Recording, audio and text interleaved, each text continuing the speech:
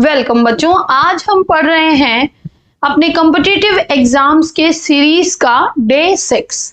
Last video में हमने पढ़ा था बल और घर्षण बल को डिटेल में हमने पढ़ा था, उसके सारे टॉपिक्स को हमने क्लियर किया था। आज हम इस वीडियो में देखेंगे कि इससे रिलेटेड हमारे एग्जाम्स में जो क्वेश्चंस आते हैं वो कैसे आते हैं। तो आइए शुरू करते हैं। शुरू करने से पहले बच्चों मेरी आपसे एक रिक्वेस्ट है कि प्लीज इस वीडियो को लाइक कर दीजिए, चैनल को सब्सक्राइब करिए और वीडियो को ज्यादा से ज्यादा शेयर करिए। इससे बच्चों मुझे मोटिवेशन मिलता है और ज्यादा वीडियो बनाने की प्रेरणा मिलती है। पहला प्रश्न है बच्चों, बल का एसआई मात्रक क्या है? ठीक है, इंटरनेशनल यूनिट क्या है बल की? याद कीजिए, पिछले वीडियो में हमने पढ़ा हुआ था। फटाफट से आप कमेंट बॉक्स में आंसर देंगे बच्चों। Very good, Newton. न्यूटन क्या है? बल का एसआई मात्रक है। न्यूटन के दूसरे नियम के अनुसार बल का सूत्र क्या है? ठीक है, न्यूटन के दूसरे नियम के अनुसार बल का सूत्र क्या है? देखिए यहां पर दिखा रहा है कि फोर्स अगर इस डायरेक्शन में लगता है तो एक्सीलरेशन भी इसी डायरेक्शन में लगता है मास पर। तो हमारा सूत्र क्या है बताइए फटाफट से। ऑप्शन ए सही होगा, बी, सी या डी?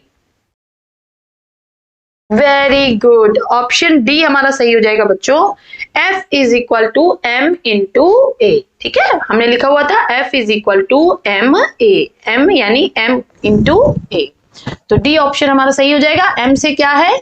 m फॉर हमारा मास यानी कि द्रव्यमान, a फॉर हमारा क्या है? एक्सीलरेशन यानी त्वरण। नेक्स्ट हमसे पूछ रहा है कि इनमें से कौन सा बल का प्रभाव नहीं है? ध्यान देंगे बच्चों, इस तरह के क्वेश्चन ट्रिकी क्वेश्चंस होते हैं जहां पे नहीं लगा होता है। तो वस्तु की दिशा में परिवर्तन करना, ये तो बल करता है। वस्तु के द्रव्यमान में परिवर्तन करना, चलिए आगे देखते हैं। वस्तु की आकृति या आकार में परिवर्तन करना, बिल्कुल करता है। स्थिर वस्तु को गतिमान करना, बिल्कुल करता है। तो जो यहाँ पर हमारा आंसर हो जाएगा कि कौन नहीं है, तो वस्तु का द्रव्यमान नहीं परिवर्तित करता है बच्चों।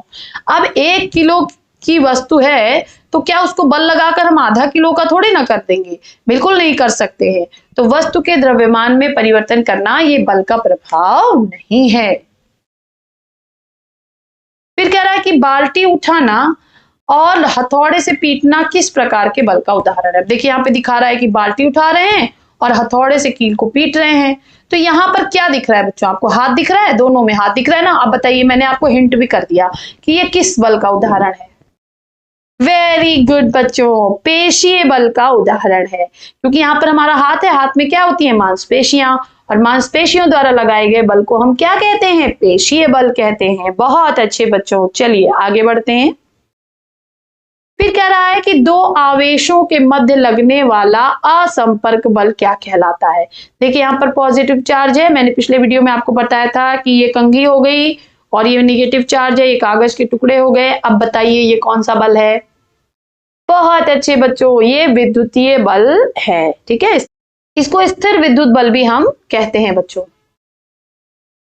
नेक्स्ट है, इंपॉर्टेंट है इसलिए यहाँ पे नोट लिखा हुआ है। घर्षण बल के संदर्भ में कौन सा कथन बिल्कुल सत्य है? तो यह हमेशा गति की दिशा में कार्य करता है। चिकनी सतह पर घर्षण बल अधिक होता है, तो ये तो गलत हो गया बच्चों। चिकनी सतह पर घर्षण बल कम होता है। घर्षण कभी शून्य नहीं होता, बिल्कुल सही है। हमने याद करिए नोट करके लिखवाया होता कि घर्षण कभी भी शून्य नहीं होता।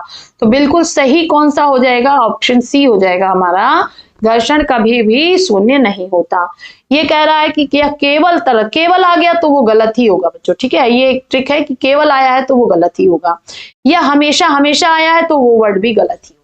ठीक है, तो हमेशा और केवल वाले हम इस तरह से इसको छांट भी सकते हैं एग्जाम में। आपको थोड़ा अगर मान लीजिए नहीं आ रहा है क्वेश्चन, तो आप इस तरह एलिमिनेशन मेथड का यूज करके बच्चों क्वेश्चन तक पहुंच सकते हैं। चलिए नेक्स्ट चलते हैं। घर्षण बल मुख्य रूप से किन कारकों पर निर्भर करता है? केवल वस्तु के आकार पर, तो देखिए केवल आ गया तो ये गलत हो गया। केवल वस्तु के द्रव पर, ये भी गलत हो गया। वस्तु के रंग पर तो बिल्कुल भी निर्भर नहीं करता है बच्चों घर्षण बल। तो निर्भर किस पे करेगा? निर्भर करेगा सतह की प्रकृति और दबाव पर।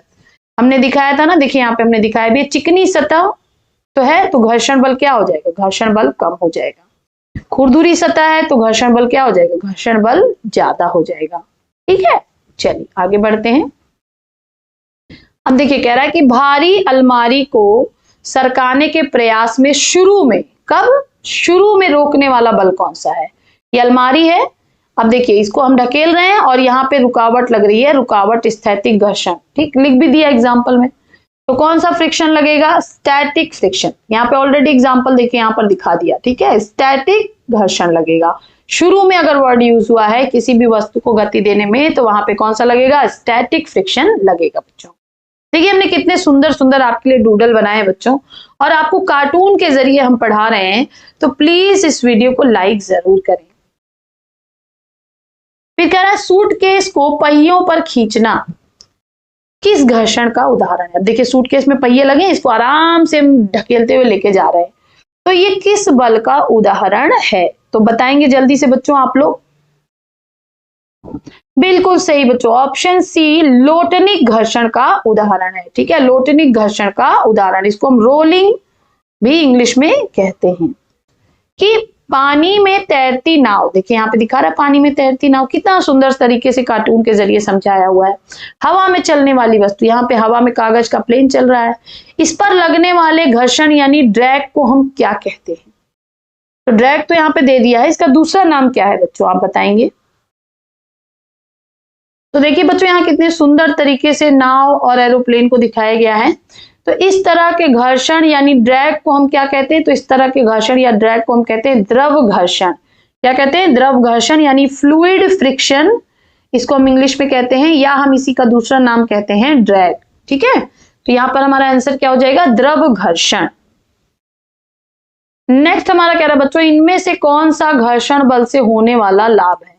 मशीन के पुर्जे घिसना तो ये हानि है, ऊर्जा की बर्बादी होना ये हानि है, अधिक उष्मा और शोर होना ये भी हानि है। लाभ क्या है? माचिस का जलना। देखिए यहाँ हमने चित्र के जरिए समझा भी दिया है कि इस तरह से अगर आप करेंगे तो घर्षण की वजह से यहाँ पे आग लग जाएगी, और ये हमारा क्या है? लाभ है बच्चों। तो इस तरह से एग्जाम्पल से आप पढ़िए, ये चित्र आपके दिमाग में बैठ जाएगा बच्चों, ठीक है। तो एग्जाम में जब आपके आगे क्वेश्चंस आएंगे तो ये इमेज जरूर आपके आगे आ जाएगी।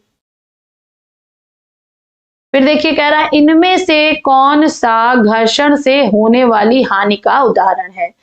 तो क्या लिखना संभव होना ये तो फायदा है, फिसलने से बचाओ ये भी फायदा है, वस्तु को पकड़ना आसान होना ये भी फायदा है। नुकसान क्या है बच्चों? डिसएडवांटेज पूछ रहा है, हानि पूछ रहा है। तो हानि क्या है? टायरों का घिसना।